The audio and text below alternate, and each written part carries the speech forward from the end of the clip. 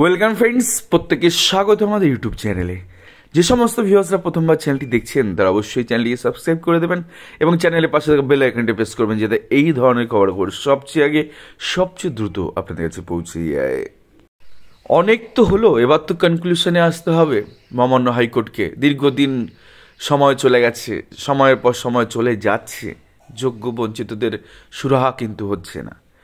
তো আজ থেকে মহামান্য হাইকোর্টে শুরু হয়ে গেল কাট অফ মামলা। চরম খেলা হবে এই মামলাগুলোতে। 2006-এর প্যানেলে রাহুল দেব গোয়েঙ্কার করা মামলা, 2016-র প্যানেলে চাকরি চেয়ে মামলা ফিরদৌস শামীম-বাবুর মামলা, 2020 প্যানেলে চাকরি চেয়ে মামলা তরুণজ্যোতি তেওয়ারির মামলা, 2020 প্যানেলে চাকরি চেয়ে মামলা দিব্যেন্দু চ্যাটার্জি মামলা। তাবড় অ্যাডভোকেট লেগে গেছে পিছনে এবার কাট অফ মামলার। শয়ে মামলা লাইনে চরম খেলা হবে মহামান্য হাইকোর্টে। 2025 এই বর্ষটা যোগ্য বঞ্চিতদের। কেন বলছি এই কথা? হাজারটা মামলা কিন্তু মহামান্য হাইকোর্টে হয়ে বসে আছে। যে মামলা একটা কনক্লুশনে আসতে হবে, কোনো মামলা অনন্তকাল ধরে চলতে পারে না, তার জবনিকা টানতে হবে। আর যখন এই মামলাগুলো ডিসপোজ অফ হবে, অর্থাৎ নিষ্পত্তি হবে, তখন লেখা থাকবে সেই কয়েকটি শব্দ, যেই সমস্ত প্রার্থীরা এতদিন ধরে ডিপ্রাইভ এবং তারা চাকরি পেতে পারেন বা পেয়েছেন বা পাবেন, এই ধরনের কথাগুলো তো দেখাবো। 158 নাম্বার দেখতে পাচ্ছি মিঠুন সূত্রধর গোপা বিশ্বাস, মানে অ্যাডভোকেট গোপা বিশ্বাস মানে ফিরদৌস শামীম-বাবুর মামলা, যা WP নাম্বার 15376। কি মামলা? একজন ট্রেন প্রার্থী, 2005-06 সালে তার ট্রেনিং কমপ্লিট ছিল। প্রশ্নগুলোর জন্য, রং অ্যাসেসমেন্টের জন্য ইনি 2014 সালে টেট কোয়ালিফাই করতে পারেনি। পরবর্তী ক্ষেত্রে 2022 সালে থেকে টেট কোয়ালিফাই করা হয়, তাহলে 2016 প্যানেলে কেন দিলে চাকরি পাবেন না? যদি এইটাই প্রশ্ন হয়, তাহলে এরকম সার্টেন অর্ডার কিন্তু সোহম রয় চৌধুরীর ক্ষেত্রে আছে। আপনারা যাবেন, জাস্টিস গাঙ্গুলি সেম অর্ডার দিয়ে কিন্তু এই ধরনের প্রার্থীতে কিন্তু চাকরি ইন্টারভিউ করিয়ে চাকরি দিয়েছিল। তাহলে এই মিঠুন সূত্রধর বাবু কেন চাকরি পাবে না 2016 প্যানেলে? আর 2016 প্যানেলে যদি ইনি দাঁত বসাতে পারেন বা কামড় বসাতে পারেন, তাহলে কিন্তু date of expiry of panel এটা কিন্তু আরো এক্সটেন্ড করবে। যাই হোক, এটা একটা মামলা গেল। দেন চলে আসি রাহুল দেব গোয়েঙ্কা বাবুর প্রদ্যুৎ কুমার পাল ভার্সেস আদার্স 26-334 2023 2006-এর করা মামলা। ভাবুন, 2006 সালে রিক্রুটমেন্টের যে মানে নিয়োগ হয়েছিল সেই সময়কার মামলা, কাট অফ সংক্রান্ত মামলা, গুরুত্বপূর্ণ মামলা। দেন চলে আসি 163 number 26-574 2023 Animesh Chawra and others Tarunjyoti Tewari মামলা। কি ঘটনা ঘটেছিল জানেন? ছোট্ট করে বলি, সেটা হচ্ছে এই প্যানেলে তিনি, এটা 2020 সালের প্যানেল, অর্থাৎ 16,500 প্যানেল, এই প্যানেলে তার নাম ছিল as a para teacher. Justice Amrita Sinha ম্যাডামের অর্ডারে যখন ক্যাটাগরাইজ করা হয়, তখন এই ভদ্রলোক কিন্তু বাদ চলে যান। কেন বাদ চলে যান না? তাকে দেখা যায় আপনি কাট অফের কম নাম্বার পেয়েছেন, কিন্তু তরুণজ্যোতি তেওয়ারি বাবুর ব্রিফ আমরা আপনাদেরকে দেখাবো, তার সিনপসিস কেসে কি আছে, তাহলে বুঝতে পারবেন যে কি সংক্রান্ত মামলা এটা। তারপর চলে আসি, দেখুন রাহুল দেব গোয়েঙ্কারও মামলা রয়েছে, তপতি কাপুরিয়া, এটা সম্ভবত এটাও 2006-এর কোনো ম্যাটার হতে পারে। এই যে 161 বা 164 দুটো কোনো একটা 6-এর ম্যাটার, ঠিক আছে। দেন ভীষণ গুরুত্বপূর্ণ নাম আপনারা শুনে থাকবেন, আলী হাসান মন্ডল এবং সাইফুল্লাহ গাজী, দুজন বিখ্যাত ব্যক্তি যারা কিনা দীর্ঘদিন ধরে লড়াই করছেন। তো দুজন সিঙ্গেল রিট পিটিশন না করে দুজন একটা সিঙ্গেলই রিট পিটিশন বলা যায়, যার WP নাম্বার 27-502 2023।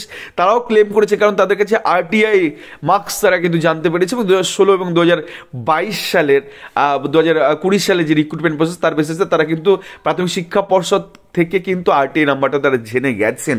তো দিব্যেন্দু চ্যাটার্জিকে ধরে তারা মামলা দায়ের করেছেন, সিঙ্গেল কাট অফ মামলা। সেখানেও তারা অনেক রকম দাবি রেখেছেন যে কাট অফ সংক্রান্ত বিষয় তারা বেশি নাম্বার পেয়ে গেছেন, তো তাদের কেন চাকরি হচ্ছে না? আমরা জানি আলী হাসান মন্ডলের একাধিক তাবড়কে সিঙ্গেল বেঞ্চ, ডিভিশন বেঞ্চ, মানে সুপ্রিম কোর্টে গিয়ে কি হয়েছে, তো সেখানে দাঁড়িয়ে সেই মামলাগুলো কি হয় এখন সেটাই দেখা। শুধু একটা দুটো বহু মামলা এমন আছে কাট অফ সংক্রান্ত মামলা। কয়েকটা সিনপসিস আপনাদেরকে জানাই, কি আছে সিনপসিসে কয়েকটি মামলা একটু দেখে নিই। The petitioner, a TET qualified and DLED trained candidate who applied for 2020 recruitment process. The petitioner have crossed the cut-off marks of last time panel candidate of general category, and still they have not been appointed.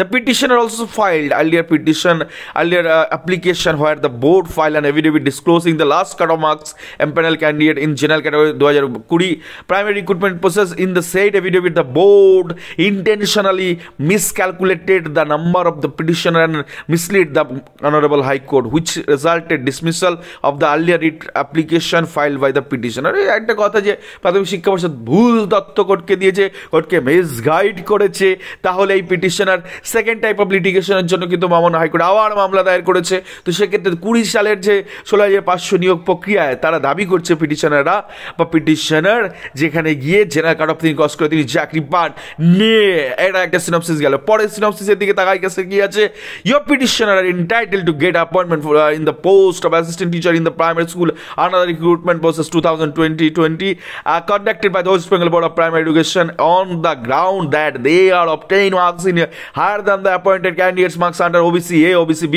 category respectively। অর্থাৎ OBC এবং OBC B category থেকে তাদের বেশি number হচ্ছে, এরাও হয়তো OBC A, OBC B প্রার্থী, তাই কেন তাদের চাকরি পাননি। The deprivation on the part of the West Bengal Board of Primary Education by not issuing the appointment letter in the favor of the petitioner is highly deprecated and malafide on। অর্থাৎ এটাকে বৈষম্যমূলক আচরণ সমেত এটাকে mala fide ভাবে কিন্তু করা হচ্ছে। তো এমনটা প্রাথমিক শিক্ষা পর্ষদ যেহেতু 12 অথরিটি, তো তারা কিন্তু করতে পারে না। তার কারণ একজন ওবিসি একজন ওবিসি বি প্রার্থী, তারা দুজনেই যদি ওবিসি এ এবং OBC B cut off clear করে থাকে তাকে তো চাকরি দিতে হবে। এটা সম্ভবত আলী হাসান মন্ডলের মামলা। দেন পরবর্তী ক্ষেত্রে চলে আসি, আরও দুটো সিনপসিস আপনাদের দেখায়। The writ petitioner therein namely Jayanta Ghosh, এটা 2006 ম্যাটার আপনাদের বলছিলাম না, 2006 ম্যাটার। দেখুন Jayanta Ghosh and others got lesser marks than the last employment candidate under OBC category in the selection process for appointment of the post of primary teacher in 2006. The petitioner number 1 is copy the RTA information not to develop progress 2006 এর case. দেন তার পাশেরটা খুব interesting, পাশেরটা সম্ভবত ফিরদৌস সাইম বাবু করা মামলা। কি আছে রিট পিটিশনে দেখবো, synopsis of the case. The petitioner has all requisite qualification to be appointed as a teacher in primary school under the concerned respondent. The petitioner has obtained his training qualification before 2016। ওই যে বললাম 2016 সালে নিয়োগ প্রক্রিয়া তারা চাকরি চাইছে একজন প্রার্থী, তিনি 2005-06 সালে ট্রেন। তাহলে প্রাথমিক শিক্ষা পর্ষদ যেটা কি মানে ইচ্ছাকৃতভাবে যে 6টা প্রশ্ন বলে রেখেছিল তার জন্য তিনি পাস করতে পারেননি। পরবর্তী ক্ষেত্রে তিনি পাস করেছেন 2020-21 সালে। তাহলে 2016 সালে তিনি কেন চাকরি পাবেন না, যেহেতু সোহমরাও চৌধুরী মামলায় বহু সংখ্যক প্রার্থী তারা চাকরি পেয়েছেন, এটা আমরা জানি। তো সেক্ষেত্রে কেন প্রাথমিক শিক্ষা পর্ষদ এই প্রার্থীর ক্ষেত্রে আরবিটারি ম্যানার বা আর্টিকেল 14/16/21 তাকে চাকরি দেবে না, আর বৈষম্যত সংবিধান মেনে নেবে না? তো সেখান থেকে ফিরদৌস সাহেব মামলা দায়ের করেছেন। এরকম কাড়ি ভুড়ি অজস্র মামলা মহামান্য হাইকোর্টে কিন্তু ঘোরাফেরা করছে। আপনারা প্রত্যেকেই জানেন যে আজকে জাসি বিশ্ববিদ্যালয়ের বেঞ্চে মাত্র 18টি মামলা রয়েছে, টু বি মেনশন ম্যাটার সহ মোশন এবং নিউ মোশন ম্যাটারে। তো সেক্ষেত্রে ডেলি কজ লিস্টে যদি আপনি যান তাহলে মাত্র 18টি মামলা রয়েছে। এই 18টি মামলা নিষ্পত্তি হয়ে যাওয়ার পরে আপনাদের যে সিরিয়াল নাম্বার থেকে দেখাতে শুরু করলাম যে 158 নম্বর সিরিয়াল থেকে আজকে কাট অফ মামলা শুরু হচ্ছে। তো সেক্ষেত্রে 154 নাম্বার থেকে মান্থলি লিস্টে যে মামলাগুলো রয়েছে সব ভুড়ি অজস্র কাট অফ সংক্রান্ত মামলা রয়েছে। তো সেই মামলাগুলো কিন্তু শুনানি শুরু হবে।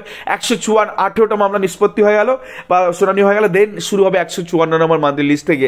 আর আপনাদের দেখালাম 158 নাম্বার থেকে মামলাগুলো কিন্তু ধাপে ক্রমে রয়েছে। তো এই সমস্ত মামলার কোন দিকে গড়ায় সেদিকে আমাদের নজর থাকবে। তবে এটুকু বলে দিই 2025 সাল যোগ্য বঞ্চিত হতে চলেছে এবং তার পাশাপাশি হাইকোর্টে কাট অফ মামলায় তাবড় অর্ডার আসতে চলেছে। তো এই ছিল আজকে লেটেস্ট আপডেট। ভালো লাগে অবশ্যই চ্যানেলটিকে সাবস্ক্রাইব করে দিন। ধন্যবাদ।